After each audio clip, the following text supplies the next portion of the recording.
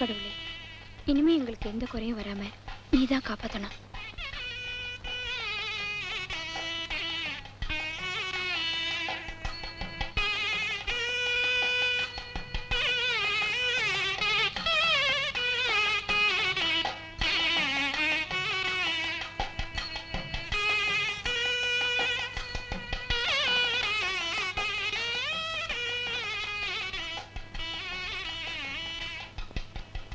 ஐயோ அம்மா, என்னடி?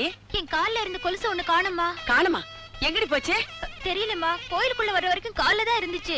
உனக்கு என்னடி அவ்வளவு அஜாக்கிரத? இன்னைக்கு வெள்ளியோட விலை என்ன ஆகுது தெரியுமா? கொஞ்சம் கூட பொறுப்பே இல்லாம பராக்கு பாத்துக்கிட்டு இருந்தீங்கன்னா. அவங்கள அடிக்காதீங்க. இந்த கொலுசா பாருங்க. இதுதான் நல்ல வேலை. இது வேற யார் கையிலாவது கிடைச்சிருந்தா அப்படியே போயிருக்கும். ரொம்ப நன்றி. உன் பேர் என்னம்மா? சரஸ்வதி. சரசு, வாயே, உன்னை என் கார்லயே கொண்டு போய் வீட்டுல விட்டுறேன். வேண்டாங்க, என் வீடு பக்கத்துல இருக்கிற ஸ்ரீகரி மடம் தான். நான் நடந்தே போயிடுறேன். ஸ்ரீகரி மடமா? அப்போ நீ இறந்து போன சங்கரையரோட பொண்ணுதான். அவர் பொண்ணா நீ? நீங்க எல்லாம் ஊட்டியில எல்லாம் இருந்தீங்க? ஆமா, அப்பா இறந்ததுக்கு அப்புறம் மாமா வீட்லயே தங்கி இருக்கோம். அப்ப நான் வரேம்மா. வரேன். நில்லு, என்ன இவ்வளவு அவசரம்? ஹார்ட் அட்டாக்னு எங்க அம்மாவை எம்எஸ் ஹாஸ்பிட்டல் அட்மிட் பண்ணிருக்கு. எம்எஸ் ஹாஸ்பிட்டலா? அங்கதான் இவளோட அண்ணன், என் மகன் கல்யாண் டாக்டரா இருக்கான். அப்படியா? அவர் தான் எங்க அம்மாவை காப்பாத்தினாரு. அவர் மட்டும் இல்லைன்னா எங்க அம்மா. அதுக்குதான் அந்த தெய்வம் நல்லா இருக்கணும்னு இந்த தெய்வத்துக்கிட்ட வேண்டிக்க வந்தேன். அப்ப நான் வரேம்மா. போயிட்டு வா, உங்க குடும்பத்துக்கு நல்லதே நடக்கும். வரேன். பொண்ணு எவ்வளவு லட்சணமா இருக்கா. அப்பா, என்னம்மா? எங்க ஸ்கூல்ல எல்லாரும் எக்ஸ்கர்ஷன் போறாங்கப்பா. அதுக்கு என்ன, போயிட்டு வாமா. 500 ரூபாய் பணம் கட்டணுமே. என்ன பணமா? பணம்னு கேட்டா நீ படிக்க வேணாம், படிச்ச வரைக்கும் போதும். என்ன இங்க தகராறு? ஒண்ணு இல்ல, சும்மா பேசிட்டு இருந்தான். பேசிக்கிட்டு இருந்த மாதிரி தெரியலையே, என்னம்மா? அதான் நான் சொல்லலமா, எக்ஸ்கர்ஷன். இவர்கிட்ட போய் கேக்குறியே, அண்ணன் வரட்டும், வாங்கி தரேன் போ. கோமதி, இங்க பாரு. என்ன? அவங்கிட்ட பணத்தை வாங்கி என்கிட்ட கொடு. ஏன்? அவனை டாக்டருக்கு படிக்க வச்சதுல என் 5.5 ஏக்கரா நிலம் 1/2 ஏக்கர்ல வந்து நிக்குது. ஒண்ணு கவலைப்படாதீங்க, நீங்க செலவழிச்சதுக்கு மேல என் புள்ள சம்பாரிச்சு கொடுப்பான். சம்பாதிச்சு கொடுப்பான். ஆஸ்பத்திரியில வாங்குற சம்பளம் மட்டும் தானே இவன் சம்பாதிக்கிறான். வேற இவன் கூட படிச்சவன் எல்லாம் எப்படி பிராக்டிஸ் செஞ்சு 4 காரு 3 பங்களா அது இதுன்னு சம்பாதிக்கிறான். என்னப்பா, என்ன பத்தி பேசுறீங்க போல இருக்கு? உன்னை பத்தி ஒண்ணு பேசலையே. அவனை பத்தி தானே பேசுனீங்க. அவனை பத்தி ஏதாவது பேசியாச்சா? பின்ன அப்படின்னு விட்டுடு. ஒண்ணு இல்லப்பா, உன்னை டாக்டருக்கு படிக்க வச்சதுல உங்க அப்பாவுடைய சொத்தெல்லாம் கரைஞ்சு போச்சான். அப்படின்னா நான் டாக்டர் ஆனதுல உங்களுக்கு பெருமை இல்லையா? எனக்கு ஒண்ணும் பெருமை இல்ல, உனக்கு தான் இருக்கா? சும்மா இருங்க. கல்யாண், நீ டாக்டர் ஆனதுல எனக்கு பெருமைதான்ப்பா. ஆனா ஒரே ஒரு விஷயத்துலதான் நீ செய்யறது கொஞ்சம் கூட பிடிக்கல. என்னமா சொல்ற?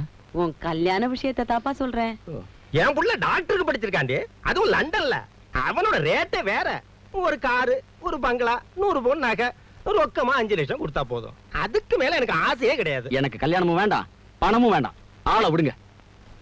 கல்யாணம் வேணாம்னா விட்டுடு, பணம் வேணாம்னு மட்டும் சொல்லாத. எனக்கு பணம் வேணும். பணம் பணம் பணம், எப்ப பார்த்தாலும் பணம் தானா? இது பாருங்க, நீங்க ஒண்ணு அவனுக்கு பொண்ணு பார்க்க வேண்டாம். நானே ஒரு பொண்ணு பார்த்து ஏற்பாடெல்லாம் பண்ணிட்டேன்.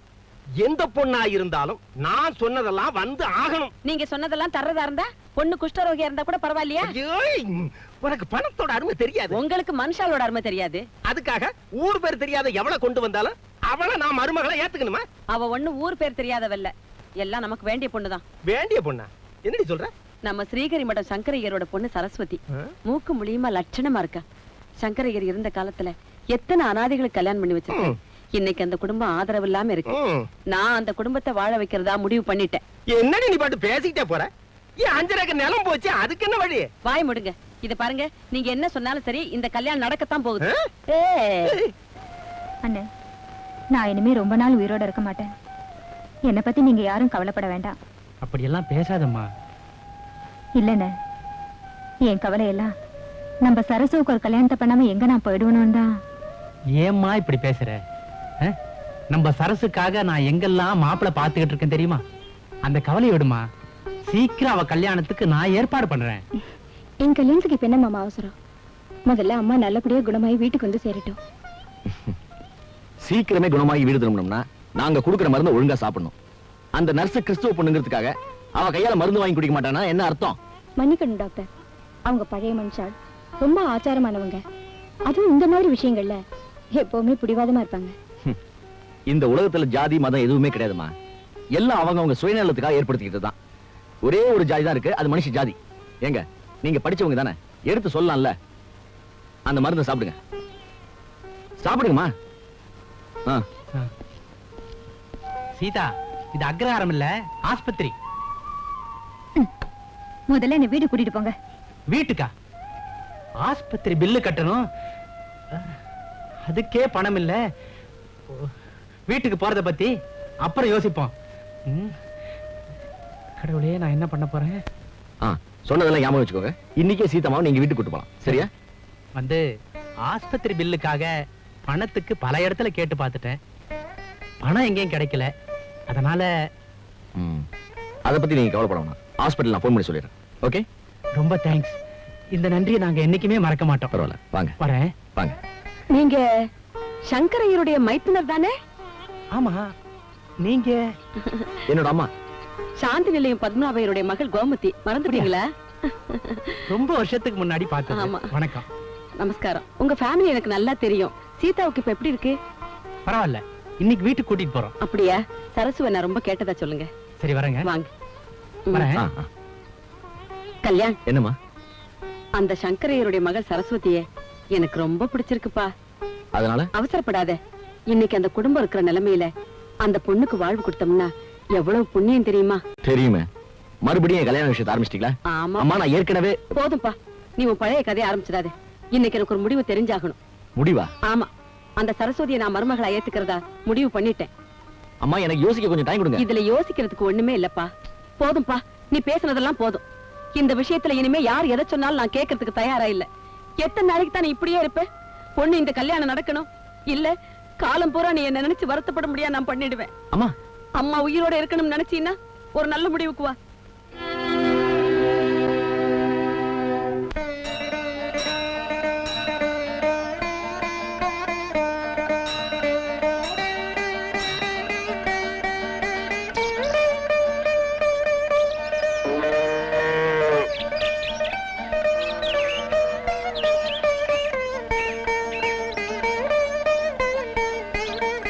டாக்டர், நீங்க? நான் உங்களை பார்க்க தான் வந்தேன். நான் கூட உங்களை வந்து பார்க்கணும்னு இருந்தேன். எங்க எதுக்குங்க? உங்களுக்கு கொடுக்க வேண்டிய ஃபீஸ் விஷயமா தான். கூடிய சீக்கிரம் கொடுத்துறேன். அது இருக்கட்டும். இப்போ உங்க அம்மா எப்படி இருக்காங்க? பரவாயில்ல, நல்லா இருக்காங்க. இனிமே உங்க அம்மா எப்பவுமே நல்லா இருக்கணும்னா முதல்ல உங்களுக்கு கல்யாணம் நடக்கணும். அதை சொல்லத்தான் வந்தேன். கல்யாணமா? எனக்கா? இப்ப எங்க குடும்பம் இருக்கிற நிலைமையில கல்யாணங்கிற பேச்சுக்கே இடம் இல்ல. சப்போஸ் உங்க குடும்ப விஷயம் எல்லாம் தெரிஞ்சவன் உங்களை கல்யாணம் பண்ணிக்க வந்தா? ஐயோ, வேண்டாங்க. எங்க கஷ்டம் எங்களோடய போகட்டும். வேணா இன்னொருத்தர் பங்கு போட்டுக்க வேண்டாம். ஏன்? அவனே முன் வந்து உங்க கஷ்டத்தை எதுக்குறேன்னு சொன்னா? அப்படிப்பட்ட பைத்தியம் யாருங்க? அது நானா கூட இருக்கலாம். நீங்களா? என்ன சொல்றீங்க? ஆமா, எங்க அம்மா உங்களை கோயில பார்த்ததுல இருந்து உங்களையே அவங்க மருமகளை ஏத்துக்கணும்னு முடிவு பண்ணிட்டாங்க. இந்த கல்யாண விஷயத்துல அவங்க முடிவுதான் என் முடிவும். என்னதான் நான் லண்டனுக்கு போய் படிச்சவனா இருந்தாலும் என்ன பொறுத்தவரை எனக்கு மனைவியா வர்றவ எங்க அப்பா அம்மாவை அனுசரிச்சு போறவளா இருக்கணும். அதனாலதான் இந்த முடிவுக்கே வந்தேன். உங்களை என்னால புரிஞ்சுக்கவே முடியல. எங்க சரஸ்வதிக்கு கல்யாணமா? இதெல்லாம் நடக்குமா? ஏன் நடக்க கூடாதா? உங்க சரசுக்கு எங்க பையனுக்கும் கல்யாணம் பண்ணி வைக்கிறதா நாங்க முடிவு பண்ணிட்டோம். உங்க சம்மதத்தை கேட்கத்தான் வர சொன்னோம். என்ன சொல்றீங்க? சம்மதம் தானே? உங்க குடும்பத்துல சம்பந்தம் பண்ண நாங்க கொடுத்து வச்சிருக்கணும். கரெக்ட். அதத்தான் நானும் சொல்ல வந்தேன். உங்க சரசு எங்க வீட்டு மருமகள் ஆகணும்னா 5 லட்சம் ரூபாய் என்கிட்ட கொடுத்து வச்சிருங்க. நான் பீரோல வச்சு போட்டுறேன். 5 லட்சமா? அவர் சிரிக்கிறத பார்த்தா இன்னும் அதிகமா கொடுப்பாரு போல இருக்கு. ஏங்க பணம் பணம்னு அலையறீங்க? கொஞ்சம் சும்மா இருங்க. இப்ப எங்க குடும்பம் இருக்கிற நிலைமை உங்களுக்கே தெரியும். இந்த நிலைமையில 5 லட்சத்தை இப்ப என்னால புரட்ட முடியாது. ஆனா என்ன சொல்லுங்க? சரசோட அப்பா பேர்ல இருந்த சொத்தெல்லாம் ஜப்தியில போயிடுச்சு. ஆனா அவ அம்மா பேர்ல இருக்கிற ஊட்டி பங்களா மட்டும் கேஸ்ல இருக்கு. இத பாருங்க, நாங்க பணத்தையோ சொத்தையோ உங்ககிட்ட கேட்கல. உங்க குடும்பத்துல சம்பந்தம் வச்சுக்கணுங்கிற ஆசையில தான். இரு, கேஸ் நமக்கு சாதகமா முடியுமா? நமக்கு சாதகமா தான் முடியும். ஊட்டி பங்களா என்ன விலை போகும்? சுமாரா 5 லட்சம் போகும். அது போதும். கோமதி, கல்யாணுக்கு டிரான்ஸ்ஃபர் வாங்கிடுவோம். நம்மளும் ஊட்டிலேயே செட்டில் ஆயிடுவோம். என்ன சொல்ற? நீங்க சொன்னா சரிதான். இத பாருங்க, நாங்களும் ஊட்டியில இருந்தவங்க தான். எங்க பையன் கூட அங்க ப்ளூ ஹில் ஹாஸ்பிடல்ல தான் டாக்டரா இருந்தான். கல்யாணத்துக்கு அப்புறம் எல்லாருமே அங்க போயிடுவோம். அங்க தாண்டி போறோம். கேஸ் எப்ப முடியும்? அடுத்த மாசம் 12ஆம் தேதி ஜட்ஜ்மெண்ட். உங்க நல்ல மனசுக்கு எல்லாம் நல்லாவே நடக்கும். அவளே சொல்லிட்டா. அப்புறம் என்ன, ஜட்ஜ்மெண்ட் முடிஞ்ச உடனே கல்யாணம்.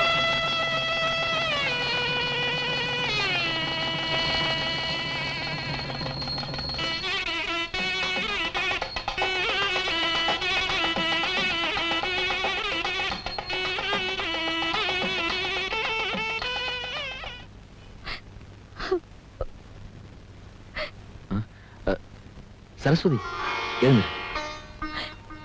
என்ன இதெல்லாம்? நான் ரொம்ப கொடுத்து வச்சவன். இந்த ஏழைக்கு இப்படி ஒரு நல்ல வாழ்க்கையை தந்த உங்க பெருந்தன்மைக்கு முன்னால நான் ரொம்ப சின்னவளாயிட்டேன். சரசு,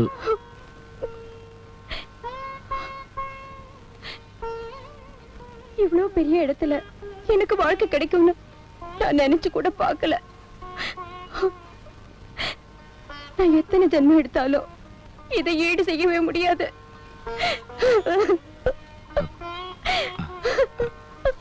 சரசு, என்ன குழந்தை மாதிரி? இத பாரு, இங்க பாரு. எங்க இனி முதல்ல சந்திச்சப்போ உங்க அம்மா கட்டாயத்துக்காக தான் இந்த கல்யாணத்துக்கு சம்மதிச்சதா சொன்னீங்களே, அது சொல்றியா? அன்னைக்கு அப்படி சொன்னேன். ஆனா இப்ப அப்படி இல்ல. யாருடைய கட்டாயத்து பேர்லயும் உன்னை என் மனைவியா ஏத்துக்கல. என் மனசுக்கு பிடிச்சிருக்கு. போதுமா?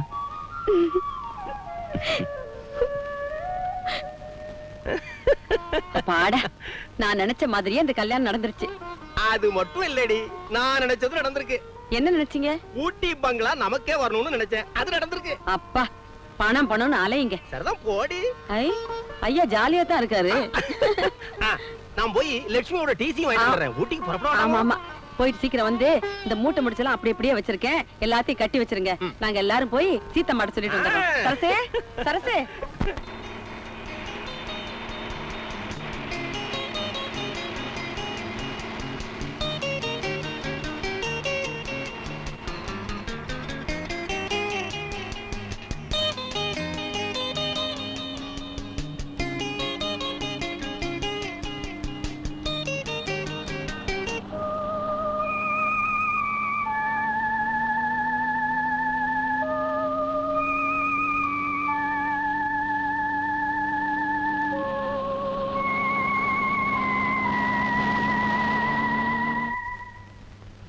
பாப்பா, என்ன குளிரு.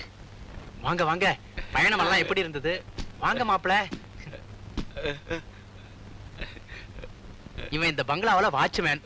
ரொம்ப வருஷமா இருக்கிறான். பேரு பரமேஸ்வரன். பேச்சு தான் வராது பாவம். டேய், நின்னுட்டே இருக்கே, பெட்டி எல்லாம் எடுத்துட்டு வா. வாங்க வாங்க. சம்மந்தி அம்மா. என்ன? நீங்க சம்மந்தி அம்மாவா? நான் சம்மந்தி அப்பா. அப்புறம் ஏன்? இரு இரு, நீங்க யார கூப்பிட்டீங்க? நான் பொதுவா. அப்ப விட்டுடு. வீடெல்லாம் பிடிச்சிருக்கா? வீடா இது? கடலாட்டம் பங்களாவை கட்டி வச்சுட்டு வீடுன்னு சொல்றீங்களே. அம்மா அம்மா, நான் மாடிய பாத்துட்டு வரேம்மா. போய் பாத்துவாமா. வாங்க நீ. சரஸ்வதியோட அப்பாவுக்கு இதே மாதிரி எத்தனையோ பங்களா, எவ்வளவு சொத்து இருந்தது. அத்தனையும் குதிரை ரேஸ்ல அழிச்சிட்டாரு. மிஞ்சினது இது ஒண்ணுதான். அவ்வளவு இருந்திருந்தா உங்க சரஸ்வதியை எங்க பையனுக்கு கொடுத்திருக்க மாட்டீங்க. ஐயோ, அப்படியெல்லாம் சொல்லாதீங்க. காசை வச்சு யாரையும் எடை போடுறது எனக்கு பிடிக்காது. மனுஷனை மனுஷனா மதிக்கணும். அதெல்லாம் அவருக்கு புரியாதுங்க. நீங்க பாட்டுக்கு என்னென்னமோ சொல்லிக்கிட்டு இருக்கீங்க. அங்க பாருங்க, வீடு எவ்வளவு போகும்னு எடை போட்டுக்கிட்டு இருக்காரு. நீங்க போய் குளிச்சிட்டு வந்துருங்க. டிஃபன் ரெடியா இருக்கு. சொல்ல மறந்துட்டேனே, நான் சாயந்தரமே புறப்படுறேன். ஏங்க 2 நாள் இருந்துட்டு போறது? சீதா அங்க தனியா இருக்கா. நான் போய் டிஃபன் எடுத்து வைக்க சொல்றேன். கோமதி, இந்த வீடு வந்து ஒரு ஒரு 5 லட்சம் தாளுமா? ஏன் வாங்க போறீங்களா? விக்க மாட்டாங்க. வந்தது வராதுமா பணத்திலேயே குறியா இருக்கீங்களே. உட்காருங்க உட்காருங்க. சோபா நல்லா இருக்க.